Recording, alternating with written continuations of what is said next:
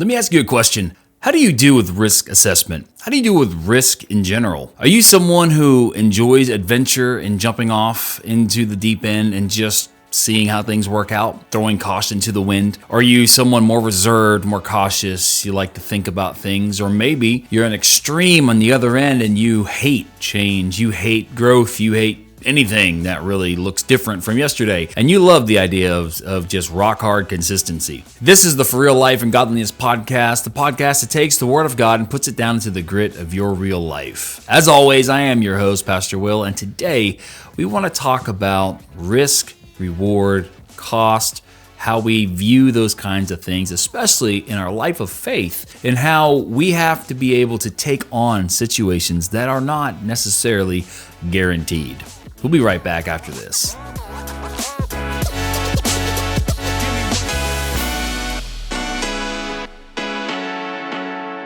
Over the past week, I've either heard or I've spoken about this idea of risk, reward, of cost, of entering into situations boldly without knowing what the outcomes necessarily will be. We just came out of a weekend youth conference, and as well as I had opportunity to speak myself at our church's youth group on Wednesday previous to the youth conference, but throughout at least for 2 or 3 of the messages over the conference, as well as my message on Wednesday night, this same idea of risk, of giving up, of sacrifice for things that are greater than where we are today.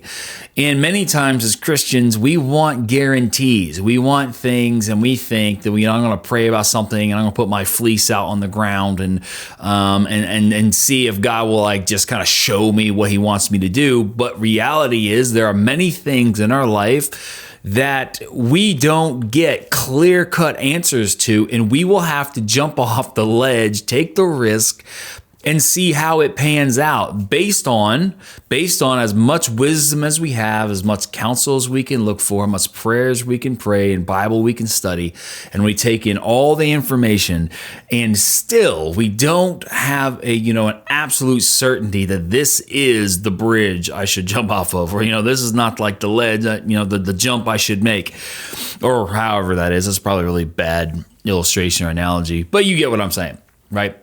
And so Wednesday, we spoke about 2 people that you may never have put together, but they come together in Acts chapter 7, and they give us the perfect picture of what it means in our Christian lives when it comes to pursuing the will of God for our lives and accomplishing great things with dramatically different outcomes, okay?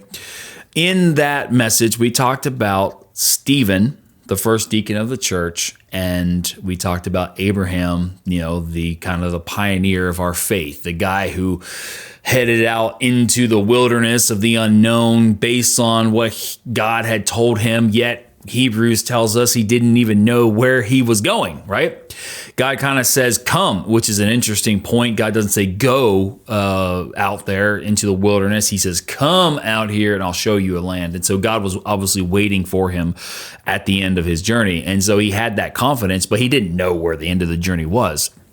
And so he's talked about risk. We talked about what it took to be a pioneer, and the whole premise was that risks must be taken. It is unavoidable. And it came from a philosophy that I've developed over my life due to the fact that, naturally speaking, I'm an extremely cautious person, right? We talk about risk, we talk about reward and adventure. Well, that's complete opposite of who I am born to be, which is hard for some people to think today because I can be pretty drastic and I can just jump off a bridge for no reason. I don't know why I keep talking about jumping off bridges. That's probably not the best illustration to keep using. But sometimes you just, I'm talking about taking and doing something you normally would not do. And when I was a kid, I would normally not do anything that was risky. I am an overthinker to the max, right? I think about everything. Anything that comes into my life that I do, say, or that someone else says, my brain will try to look and analyze every single piece of it. anytime that I preach a message or have a talking engagement where I stand in front of a conference or a rally or a church or whatever the meeting is that I have been invited to, when I walk away from that, even while I'm up there, I will be analyzing everything I say, how I said it, what I could have said better, what I could have cut out. I've thought over my message Wednesday night. I can't tell you how many times, and I can already tell you, if you had been there, pieces of it that I needed to cut out, how I was not effective as much as I wished that I was, because there were certain pieces of the message that just were bulk. They didn't need to be there. It needed to be leaned down more. And my mind's always that way. And so in my life, naturally speaking, I was always thinking, if I do this, this might happen. If I don't do this, well, this might happen. And I get locked in that kind of loop of cautious thinking where you can never really make a forward decision. And it still happens today with certain things. It usually happens in non-important things, because of important things, I've learned this philosophy that I'm going to tell you here in a second. But for non-important things, I don't really use it there. I don't know if it can be translated over to like when you purchase a pair of shoes or you're going to buy a new vehicle or whatever it might be. And I will overthink those things, and I'll have a list. I remember I went to buy this 4Runner way back when, and I wanted to get a 4Runner, so I've never had one, so I wanted to kind of use it as my next rig. I've built, I can't tell you how many 4-wheel drives over my lifetime, probably 10, I think at this point. I'm up to 10.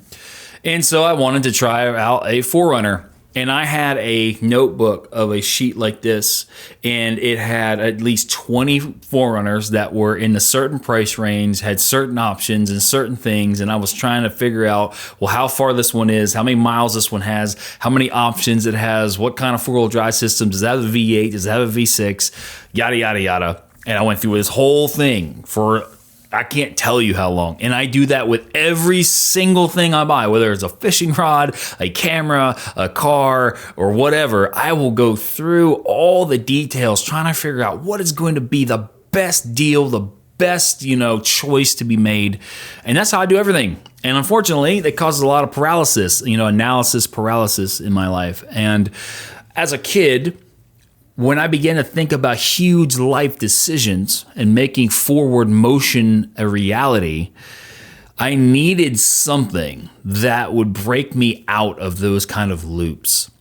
And the saying became, adventure is risk, but that's where the stories come from.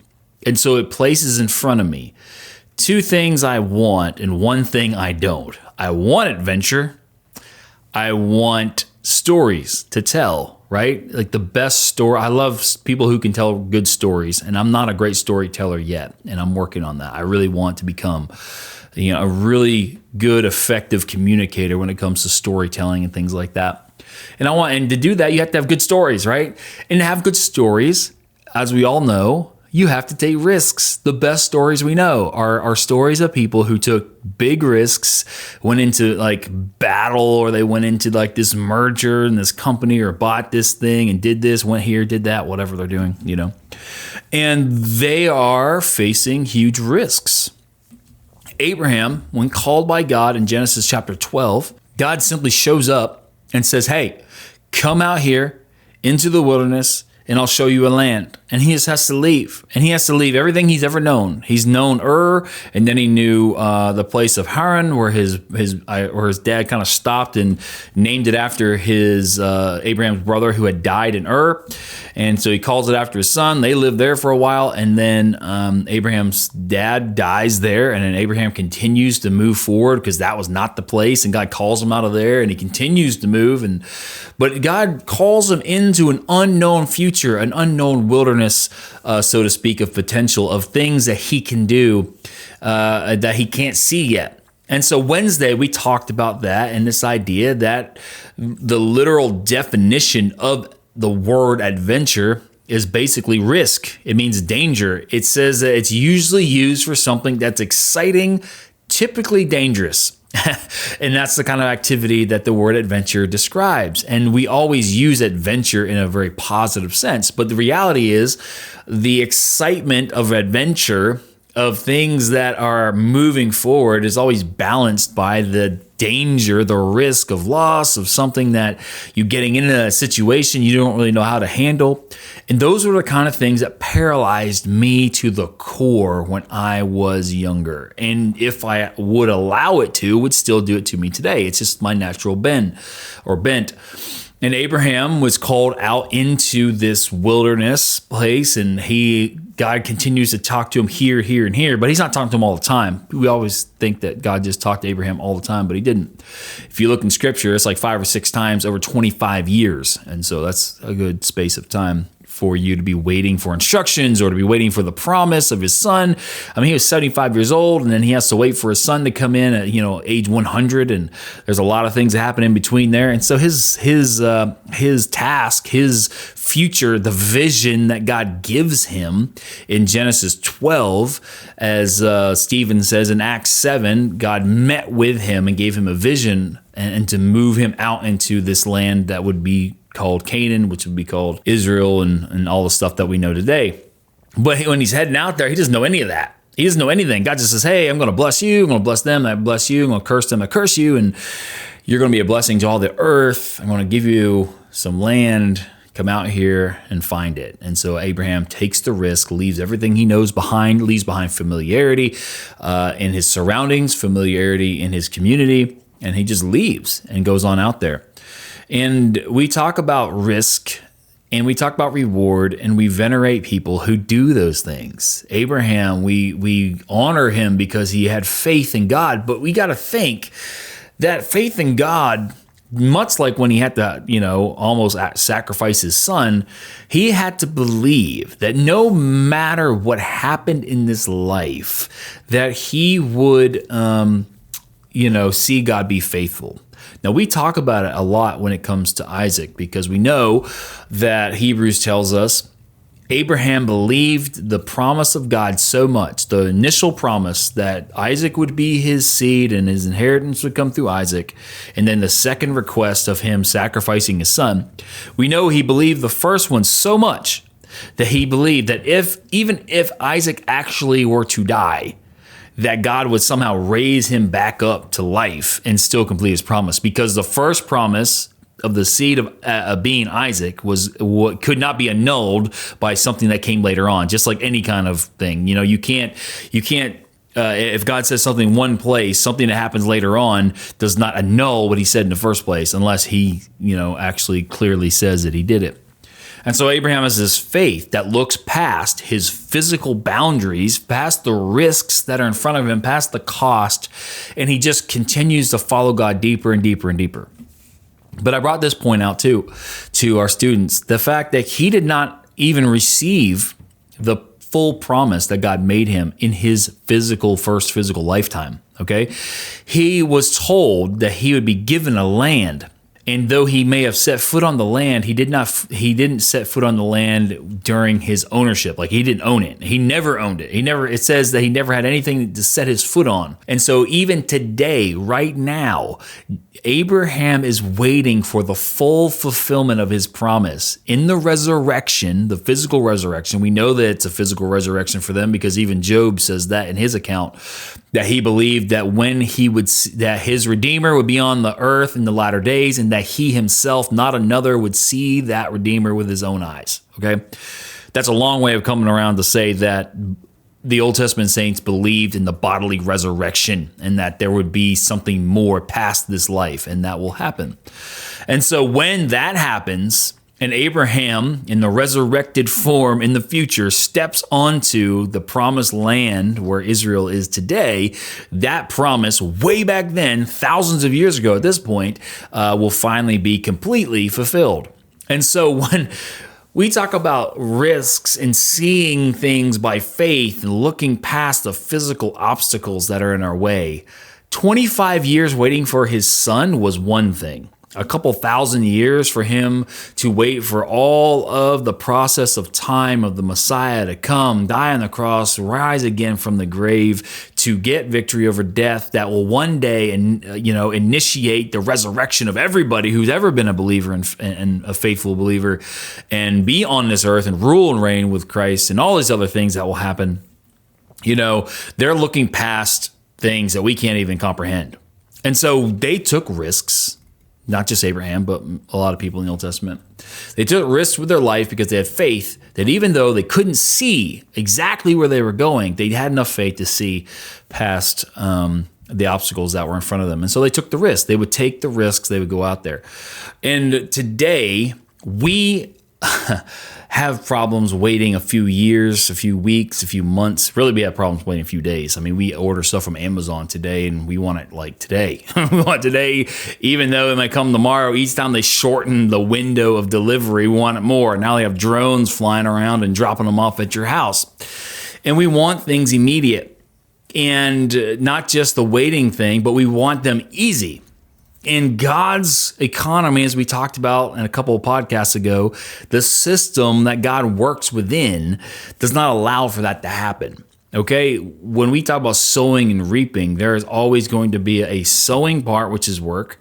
There's going to be a reaping part, which is work. But in between those two areas, as we talked about several times, there's a huge waiting period, and the waiting's the hardest part. It's easy to plant. It's semi-easy to harvest. They both have work, but they're still fairly simple. But the waiting period, right? Where did Abraham fail in his life? Not in the belief at the beginning or even in the belief in the end when he had his son, but he failed in the middle, in the waiting, right? And so we take risks and we take on the cost in our life, and some of us who are willing to just jump in right off the bat, usually where we get messed up at is somewhere in the middle in the waiting, because we'll take the initial risk and we're like, oh, I'll do it, God, I'll go wherever you want me to go. And then you end up waiting this long period of time for things that you thought would happen more immediately. And that's where you start to get lost and messed up. And then you're like, well, I took the risk back here. I led my family to this point, to that point, over here. And you got to think Abraham did the same thing. He's leading not just himself, but his family and his servants and all his riches and all the stuff that he had, right? And he's leading them all over the place. He goes there, or between Bethel, I think, and Ai, and he builds the altar. And then he goes down to Egypt, and he comes back, and then he goes on from there and goes up north, and he goes all over the place. He's just like wandering, trying to find where God wants him to kind of settle down, and God continues to give him promise here, whatever. And you got to think, though, like sometimes we think when we take the risk that that's just going to be it. Like the initial risk is it, but it's not. The cost involved is not just the initial jumping off into whatever God wants you to do, but there's also these things along the way, and it progressively kind of goes on. And all of that is part of your risk assessment and assessing what the cost is, which is why Jesus said, you should consider what you're even trying to do here. If you want to follow me, it's going to cost you something. You got to take up your cross. You got to die on it, which is, again, as I said, I've heard this theme over the week, not just what I preached on Wednesday night, but this Friday, there was a pastor came up from South Carolina, Pastor Stephen Cox, who preached a very similar idea that you have to be buried first, coming from where Jesus said, except a corn of wheat or a seed of grain fall into the ground and die, it abides alone, which is the natural process. Again, going back to our podcast of systems, the system of God is that things are unseen before they're seen. It is buried first before it springs up. It has to die first before it lives. It's all these systems that we live within. You must risk it if you want reward. You must put in if you want to get out. These systems are inescapable. And so is risk, and so is the idea of adventure and excitement and a life worth living. If you want stories, the second part of my philosophy, you want stories to tell, you want things to have been accomplished, you want to make an impact and a mark on this world. I told my kids Wednesday night, I said, how boring would it be for it only to be said about you that you lived and you died. You were born, you survived so many years, and then you just kind of died, and that's it. And you passed through a world without leaving a monument or memory of anything. That is the worst possible outcome I personally can think of, right? I want, when I'm said and done with this whole journey of life, when I'm dead, I'm in the ground and the tombstone sticking up, what I want it to say is that I took on every risk I possibly could and I experienced great adventures, right? Not for just my sake for excitement, but because when I experience adventure, risk, excitement, let's just define adventure as risk and excitement put together. And you have to be willing to do that. But I want those things to happen in my life so that I could tell a generation that's around me today and all the ones following me, right? That, dude, yes, there's risk involved in following Christ. Yes, there's risk involved in your Christian life, just like there is out there in the world. Yet our reward is guaranteed. Just like with Abraham, though he didn't see the full reward in his lifetime, he knows at some point God will fulfill every part of it. And though we may not always see the fruit of everything that we plant in risk and following after God, even when and making bold moves for Him when we can't see the whole picture, we know we're guaranteed by Romans 8:28. Though it may be painful, though it may cost us, though it may take long periods of time, as we've talked about in our last podcast about how things have to happen in certain ways and yada yada. Though we know all that, we also know, as Paul says, that all those things are going to work together for good, right? It's for our good and our benefit, but from the Father's perspective, right? The Father is raising children. That's what we are. The whole thing is God as a father raising children. And so from His perspective, the things that are happening to us are good and for our benefit, but they're always going to have some kind of risk, cost, and probably pain and loss involved in it. Yet when we take the risk, we jump off into it, we can be assured that we will cause or make an impact on the society around us, right? And so this is where Stephen comes into all this, because Stephen talks about Abraham in Acts chapter 7. That's where my message kind of started. Stephen's out here, he's doing his thing, and he went into the story of Abraham. We used Abraham's story to talk about needing vision, not only to see into the invisible future, but past the visible obstacles. That's what we said. Vision is not only the ability to see things invisible, but to see beyond the physical boundaries of our life, even our own character that God wants to work out. And we said, number 2, you must be decisive. When God told Abraham to leave, he immediately just picked up his tents and he went out there. And to be a success in this world, no matter what you do, you must make decisive action based on the vision you have. The world does it. We talked about Elon Musk that night, how a decade or so ago, he was almost bankrupt. And I know, relatively speaking, for us, $10 million, I think it was $10 million that he had left. We think, well, that's a lot of money. But in reality, in the idea of companies, and especially big companies, $10 million is obviously not a lot of money. That's all he had left. And so he had the choice of whether he should put it all in one of his companies. I can't remember which one it was, Tesla, and then there was maybe SpaceX or something.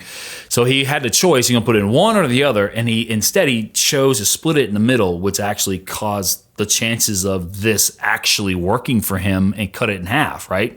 Where he could have maximized his opportunities with one thing, he split it in half, which normally would be a bad bet. It would not be the risk you should take when you divide things up. However, he said it was better to do that and to try, I believe he said, than it would be to just not try it at all and fail at it. And so he takes the risk, and obviously it paid off for him, or at least it has so far. And if he ever gets to Mars like he wants to do, then he has, in the world sense, seen things invisible and caused them to happen by looking beyond the physical obstacles, which is the fact that no one's ever been to Mars, and all the stuff that he's trying to do. In a physical sense, we watch that and we're like, oh, that guy's crazy, that guy's this, that guy's that. And yet when they do it, then everybody remembers them as being this great visionary. And we call them visionaries, not because they could just see an invisible future, but because they could see past the obstacles and the opposition of people here, in their life. And obviously he's done that.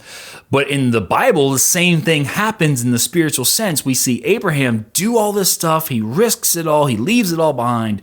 And in his case, he ends up very rich, right? Though he doesn't end up getting the promise of the land yet, he does end up very rich, which is not a bad trade-off. When you're going to risk it all and you leave your home and you end up being one of the richest dudes around, that's not a bad trade.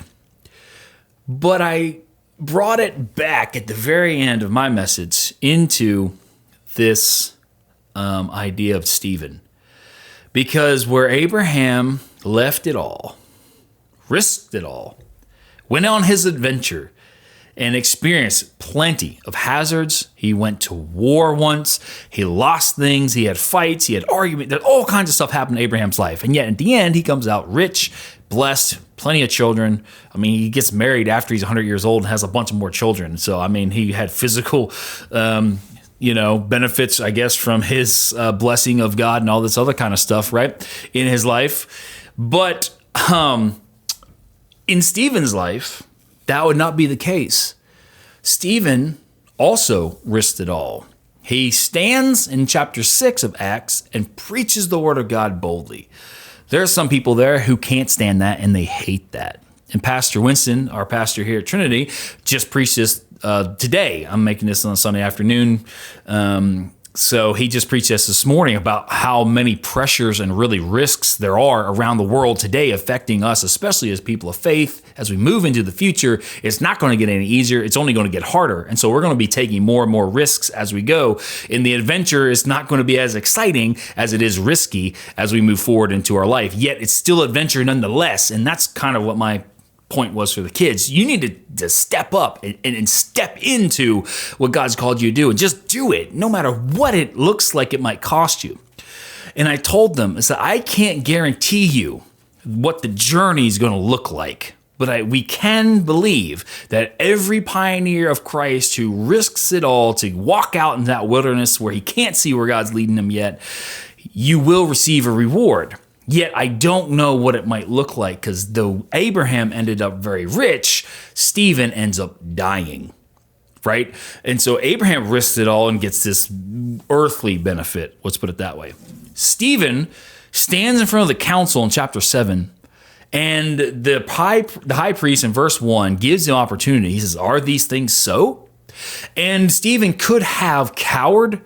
He could have counted up the cost like I did when I was younger and just said, that risk is not worth it. I don't want to do that. He could have cowered on his knees and said, no.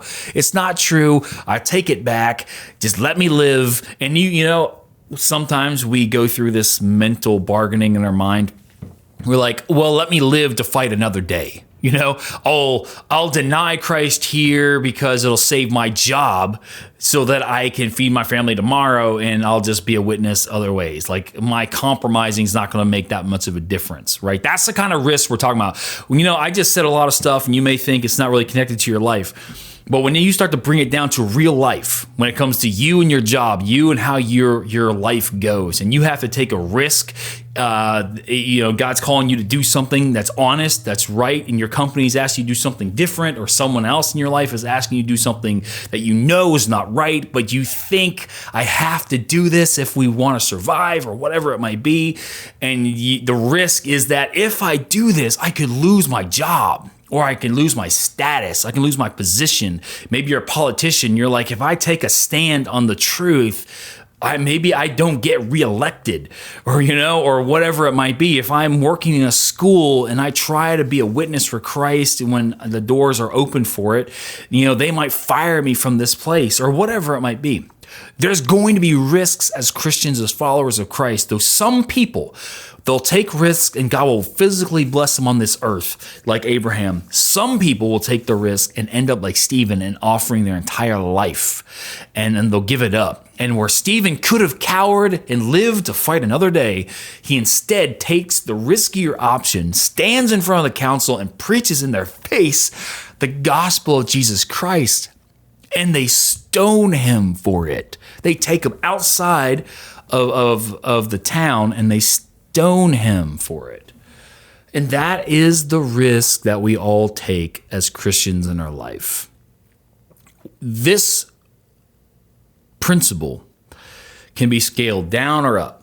It can be scaled down to the decisions you make in your life, where you need to be more risky and not always holding back. And if you're living a life of prayer and dedication to God, and you come up to just physical everyday decisions, you need to not only consider what's easy, but consider what's right, what might actually benefit, things like that. But you can scale it up into your spiritual life where things are dangerous for you to be a witness, and that might cause problems in the physical realm of things, and you have to be willing to take that risk. And so wherever you find this idea of needing to make decisions that are risky, right, you should always, and this is probably not right, but I'm going to go and just say it because that's how I've got to where I am today.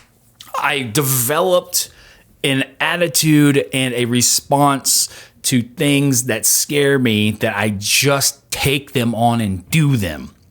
It might not work, but it's worth the shot. Abraham took the shot, and it was worth it for him physically and obviously eternally.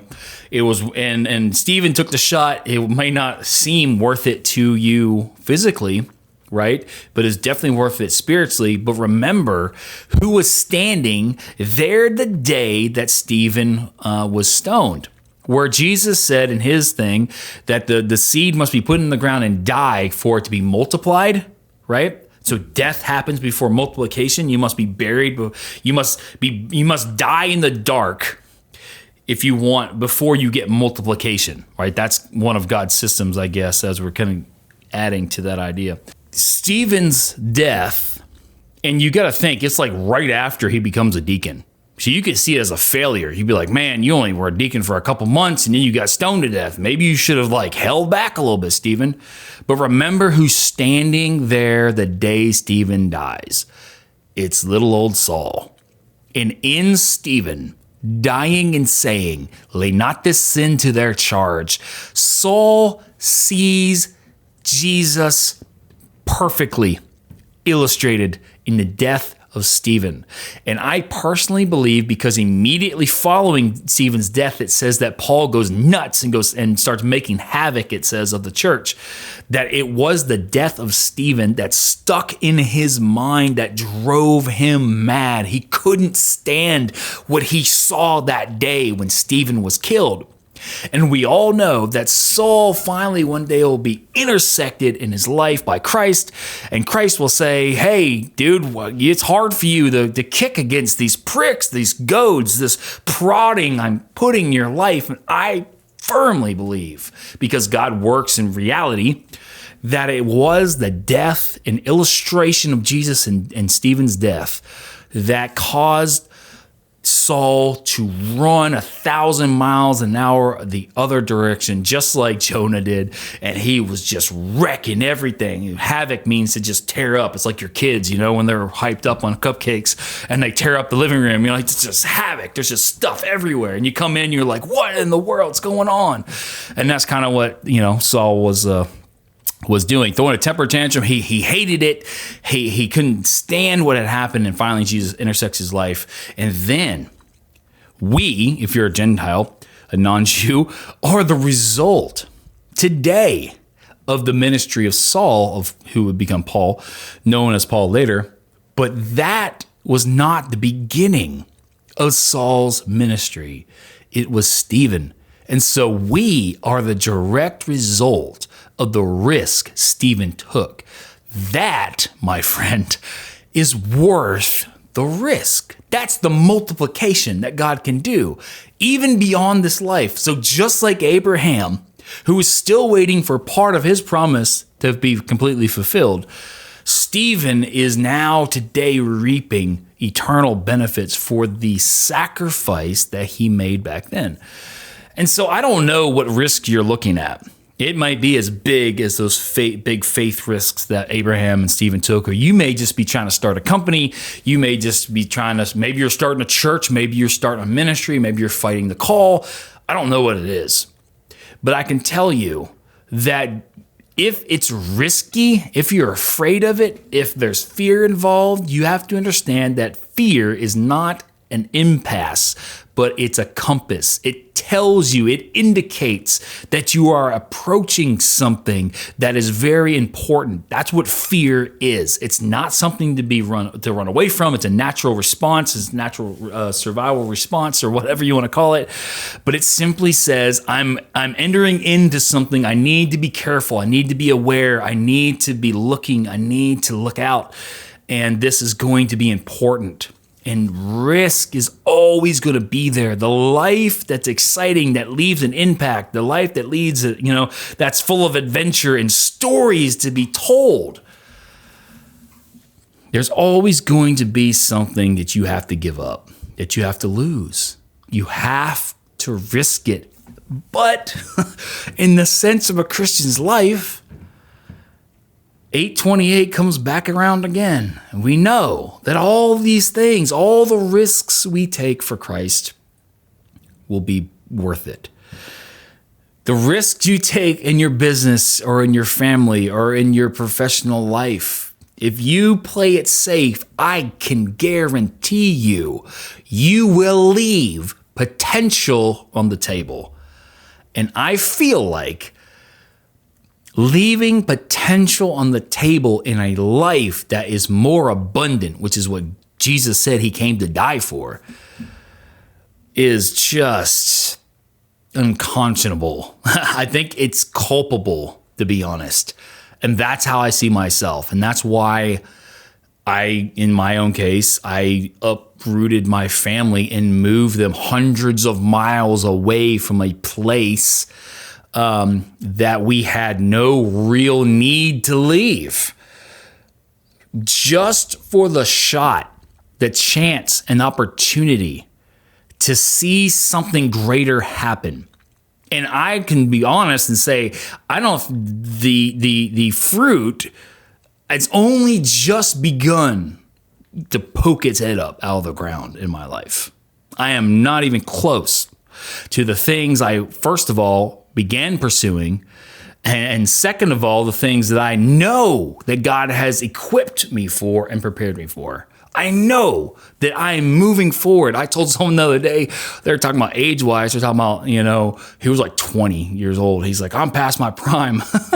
And I laugh as I'm turning 37 in like 2 days. Actually, it would be today if you're watching this on Tuesday, which is what you will be. Today is actually my birthday, so I turned 37 today. On the day you're listening to this.